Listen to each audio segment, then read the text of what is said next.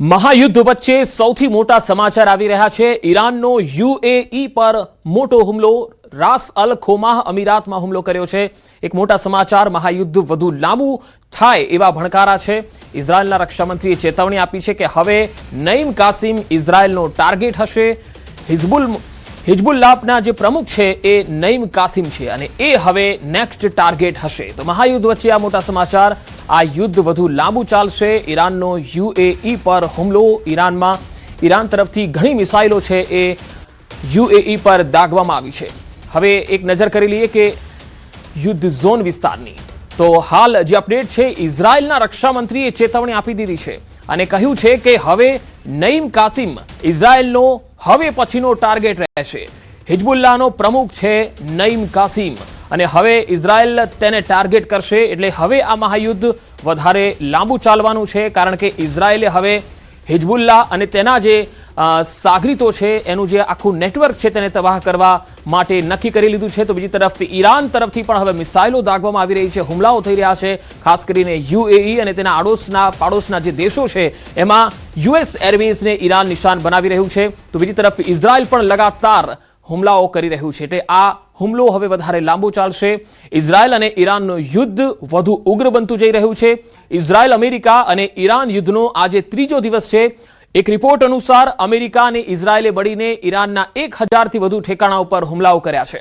આ દરમિયાન શરૂઆતના 30 કલાકમાં 2000થી પણ વધારે બોમ્બ ફેંકવામાં આવ્યા।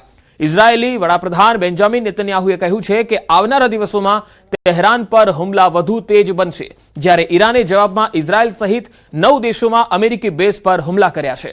28 ફેબ્રુઆરીએ શરૂ થયેલી આ લડાઈના પહેલા દિવસે થયેલી બોમ્બ વર્ષામાં ઈરાની supreme leader Ayatollah Ali Khamenei માર્યા ગયા અને આ યુદ્ધમાં લેબનાનનું ઉગ્રવાદી સંગઠન હિજબુલ્લાહ પણ સામેલ થઈ ગયું છે।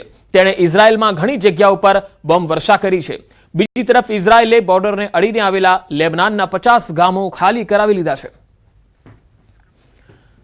તો કુલ આ અલગ અલગ 8 થી 9 તસવીરો અમે બતાવી રહ્યા છીએ, કઈ રીતે અડધી રાત્રે પ્રચંડ પ્રહાર થયો અને અલગ અલગ જગ્યાઓ પર બોમ્બ વર્ષા કરવામાં આવી। B2Bથી પ્રહાર થયા। ઈરાની ડ્રોન વિમાનોએ પણ ઇઝરાયલના અનેક ઠેકાણાઓ પર નેસ્ત નાબૂદ કરવા ટાર્ગેટ કર્યા। તો હવે આપણે નજર કરી લઈએ કે યુદ્ધ ઝોન વિસ્તાર જે છે એ કયા કયા છે। તો Bahrain, Saudi Arab, Iraq, UAE, Qatar, Kuwait, Jordan, Yemen, Lebanon, Oman, Cyprus અને સિરિયા, આ જે દેશોના નામ મેં કીધા છે એ યુદ્ધ ઝોન વિસ્તારમાં આવી જાય છે, કારણ કે ઈરાન આ દેશોની અંદર યુએસ એરબેઝ છે જ્યાં અમેરિકાની સેના છે તેને ટાર્ગેટ કરી રહ્યું છે ઈરાન। અને આ જ દેશોની અંદર અમેરિકા જે છે એ પોતાના એરબેઝ બનાવીને ઈરાનને ટાર્ગેટ કરતું હતું। એટલા માટે જ આ બધા જે દેશો મેં નામ લીધા છે તમામ દેશોમાં જે યુએસ એરબેઝ છે તેને ઈરાન નષ્ટ કરવા માટે આગળ વધશે, ટાર્ગેટ કરી રહ્યું છે અને લગાતાર મિસાઇલ હુમલા પણ કરી રહ્યું છે। યુદ્ધ ઝોન વિસ્તારમાં આ તમામ દેશો આવે છે, જેમાં Bahrain, Saudi Arab, Iraq, UAE, Qatar, Kuwait, Jordan, Yemen, Lebanon, Oman અને સાયપ્રસ, સિરિયા જેવા દેશો છે, જે ઈરાનના પાડોશી દેશો તો છે જ, પરંતુ સાથે સાથે યુએસના એરબેઝ આ દેશોમાં હોવાના કારણે ત્યાંથી ઈરાનને સફળતાથી અમેરિકા અને ઇઝરાયલ ટાર્ગેટ કરી શકતા હતા।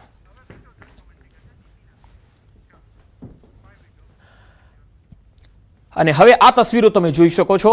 આ 5 અલગ અલગ તસવીર છે, તુર્કી, કુવૈત, બહેરીન, સાઉદી અરબ અને યેરુસલેમ।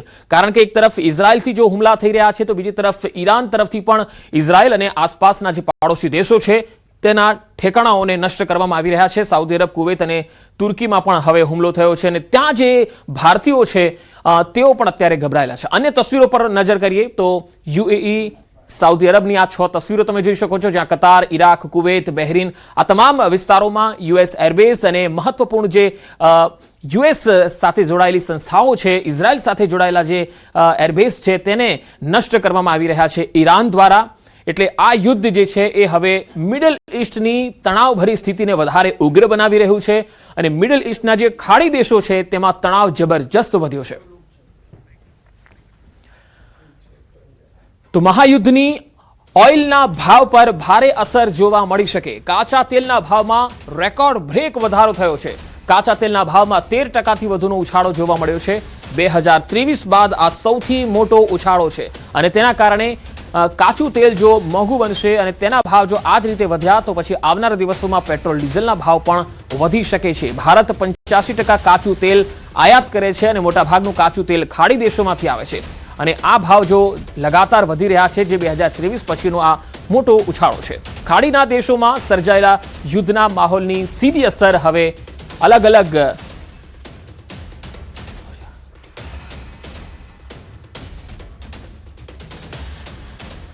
તો 2023 બાદ મોટો ઉછાળો જોવા મળ્યો. તસવીરોમાં અમે આપને બતાવી રહ્યા છીએ કારણ કે ખાડી દેશોની અંદર જે તણાવભરી સ્થિતિ છે અને તેના કારણે કાચું તેલ છે એ ખૂબ જ એના ભાવ જે છે વધી રહ્યા છે. ખાડીના દેશોમાં સર્જાયેલા યુદ્ધના માહોલની સીધી અસર હવે રાજકોટના ટૂર બિઝનેસ પર જોવા મળી. ટ્રાવેલ એજન્ટ એસોસિએશન સૌરાષ્ટ્રના જે પ્રમુખ છે જયેશભાઈ કેસરિયા તેમણે કહ્યું છે કે રાજકોટથી સૌથી વધુ લોકો દુબઈ ટૂર માટે જતા હોય છે. માર્ચમાં 200થી વધુ અને એપ્રિલ મેમાં દર વર્ષે 800થી વધુ લોકો દુબઈ પ્રવાસે જાય છે. એટલે કે માત્ર 3 મહિનામાં 2000થી વધુ પ્રવાસીઓ છે. પરંતુ અત્યારની પરિસ્થિતિના કારણે ફ્લાઇટ કેન્સલ થવાથી લોકો વેઇટ એન્ડ વોચની સ્થિતિમાં છે. જો યુદ્ધ લાંબુ ચાલ્યું તો ટૂર ઓપરેટર્સને કરોડોનું નુકસાન થશે. દુબઈ જવા બુકિંગ કરાવનારા ઘણા મુસાફરો પણ મૂંઝવણમાં છે અને ટૂર કેન્સલ કરવાનો વિચાર કરી રહ્યા છે. આ ઉપરાંત લંડન અને અમેરિકા જતી કેટલીક ફ્લાઇટ્સ અબુધાબી થઈને જતી હોવાથી મુસાફરોને તકલીફ પડી રહી છે. મારે 22 માર્ચની મેં ટૂર બુક કરેલી હતી. અત્યારની પરિસ્થિતિ જોતા મુજબ અમે પ્લાન કેન્સલ કરવાનું વિચારી રહ્યા છીએ કેમ કે અત્યારે ત્યાં યુદ્ધની પરિસ્થિતિ છે. આવા સમયમાં ત્યાં જવું એ બહુ ખતરનાક કહેવાય છે. અમે 4 મહિનાથી પ્લાન કરેલો છે કે ત્યાં જશું ફરશું, પણ અત્યારે ટિકિટ્સ પણ બુક ઓલરેડી થઈ ગયેલી છે, હોટલ્સ પણ બુક થઈ ગયેલી છે. તો હવે એ બધું રદ કરવું જોશે. રાજકોટમાંથી ગલ્ફ કન્ટ્રીના જોઈએ તો દુબઈના સૌથી વધુ પ્રવાસ થતા હોય છે. માર્ચમાં અંદાજે 200થી વધુ પ્રવાસીઓ જશે અને એપ્રિલ મેમાં 800થી વધારે જશે. અત્યારે જે આ બનાવ બન્યો એની અમે બધા એજન્ટો પાસેથી પ્રાથમિક માહિતી ભેગી કરી છે. તો અત્યારે બધા પ્રવાસીઓમાં થોડો ડરનો માહોલ છે અને બધા ગૂંચવણમાં છે કે જવું કે ના જવું. એટલે બધા વિચારે છે કે શું કરવું. જો આ લાંબુ ચાલશે તો ચોક્કસ આ બધા કેન્સલ કરાવશે. અત્યારે ખાલી માર્ચનો જ ગણીએ તો લગભગ 2.5થી 3 કરોડ રૂપિયાનું નુકસાની આવશે અને જો એપ્રિલ મેનું ગણીએ તો 10થી 20 કરોડ રૂપિયાનું ટ્રાવેલ એજન્ટોને નુકસાની આવશે. તો ઈરાન અને ઇઝરાયલ વચ્ચે યુદ્ધના કારણે વૈશ્વિક વેપારમાં વ્યાપક અસર પડી રહી છે. આ યુદ્ધની અસર ભારતના વિવિધ ક્ષેત્રો પર જોવા મળી છે. ખાસ તો રાજકોટમાં કાર્યરત એમએસએમઈ ક્ષેત્રના ઉદ્યોગો પર ભારે અસર પડી છે. રાજકોટના ઉદ્યોગો જેમ કે engineering goods, auto parts, jewellery અને સિરામિક્સના નિકાસ પર મોટા અવરોધો ઊભા થયા છે.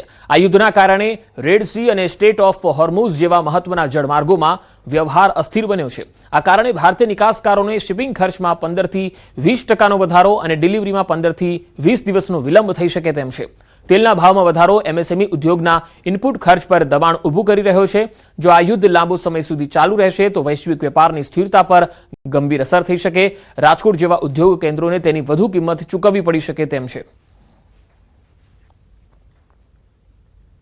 જ્યારે 97%થી વધારે ઇન્ડસ્ટ્રીઝ એમએસએમઈ છે અને આઈએમએસએમઈ ઇન્ડસ્ટ્રીઝે પોતાનું એક્સપોર્ટ પણ ત્યાંથી ચાલુ કર્યું હોય. જ્યારે દુબઈ ઉપર હુમલો પણ કરવામાં આવ્યો છે ત્યારે આ બધી જ પરિસ્થિતિઓ ફ્રીઝ થઈ ગઈ છે. આપણા ઉદ્યોગો જે તે જગ્યાએ સ્ટોપ થઈ ગયા છે એટલે આપણી ફાઇનાન્શિયલ સ્ટ્રેટેજી પણ બગડી ગઈ છે. જો યુદ્ધ લાંબુ ચાલશે તો આ બધી વેસલ્સની અને કન્ટેનરોની ફરીથી વિકટ પરિસ્થિતિ કોવિડ ટાઈમે જે સર્જાઈ હતી એવી સર્જાશે. તો ઈરાન ઇઝરાયલ વચ્ચે યુદ્ધની પરિસ્થિતિની અસર સુરતના ટેક્સટાઇલ ઉદ્યોગ પર થશે તેવું નિવેદન ચેમ્બર ઓફ કોમર્સના ઉપપ્રમુખ અશોક જીરાવાલાએ આપ્યું, જેની પાછળ ઘણા કારણો છે. સુરતનો કાપડ વેપાર દુબઈ મારફતે સંયુક્ત આરબ અમીરાતના 45 જેટલા દેશો સાથે સંકળાયેલો છે. જો યુદ્ધ લંબાશે તો કાપડ ઉદ્યોગની સ્થિતિ વધુ બગડશે. ઇઝરાયલ અને અમેરિકા સંયુક્ત રીતે જે રીતે ખાડી દેશો પર હુમલો કર્યો છે તેને લઈને સુરત ટેક્સટાઇલ ઉદ્યોગ પર તેની મોટી અસર જોવા મળી રહી છે. ટેક્સટાઇલના અગ્રણી એવા અશોક જીરા આપણી સાથે છે. આપણે સીધા એમની સાથે વાત કરીએ. શું કહેવું છે અશોકભાઈ, જે પ્રકારે યુદ્ધની સ્થિતિ ઊભી થઈ છે ટેક્સટાઇલ પર તેની સીધી શું અસર? અત્યારે જોવા જઈએ તો મેન ફોકસ અમારું છે યુદ્ધ કેવી રીતે આ શાંત થાય.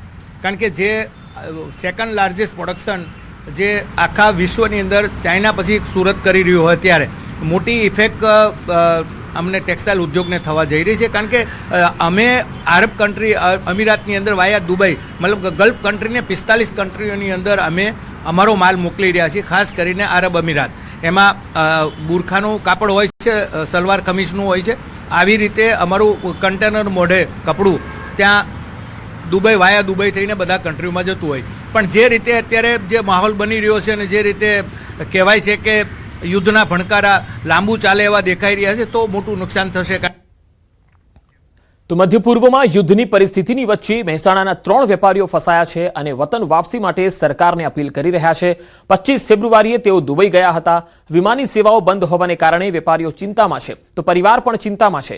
બીજી તરફ સાંસદ મયંક નાયક સહિત ભારત સરકારને સુરક્ષિત પરત લાવવા રજૂઆત કરી. 3 વેપારીઓ દુબઈમાં સુરક્ષિત હોવાનો વિડીયો મારફતે માહિતી આપી સરકાર પાસે સહાયની અપીલ કરી. કે દુબઈ આવ્યા છીએ બિઝનેસના કામથી અને છેલ્લા 4 દિવસથી અમે દુબઈમાં ધંધાથી મિટિંગો માટે ઓફિસમાં જ્યાં ત્યાં અમારે જવાનું છે અમે જઈ રહ્યા છીએ. અને ગઈકાલે જે પરિસ્થિતિ બની એના પછી અમે ખૂબ ચિંતિત છીએ અને તે માટે અમે ભારત સરકારને વિનંતી કરીએ છીએ કે અમને ભારત પરત લાવવા માટે મદદ કરવામાં આવે. છે એના આધારે મહેસાણા જિલ્લાના લગભગ 150થી વધારે લોકોની મારી જોડે માહિતી છે અને હજી પણ લોકો વોટ્સઅપના માધ્યમથી અમને માહિતી મોકલી રહ્યા છે અને એ માહિતી અમે ઉપર અપલોડ કરીએ છીએ. અમારા સેવાલય ખાતે આખી ટીમ અમારી આમાં કાર્યરત છે. એટલે વધુમાં વધુ લોકોને સંપર્ક થાય અને સરકાર દ્વારા કનેક્ટિવિટી થાય એનો અમારો પ્રયત્ન છે. અન્ય સમાચારો પર નજર કરીએ. બરોડા ડેરીની કુલ 6 બેઠક બિનહરીફ થઈ છે, જેમાં 6 ઉમેદવારો બિનહરીફ થયા. ઔપચારિક જાહેરાત જ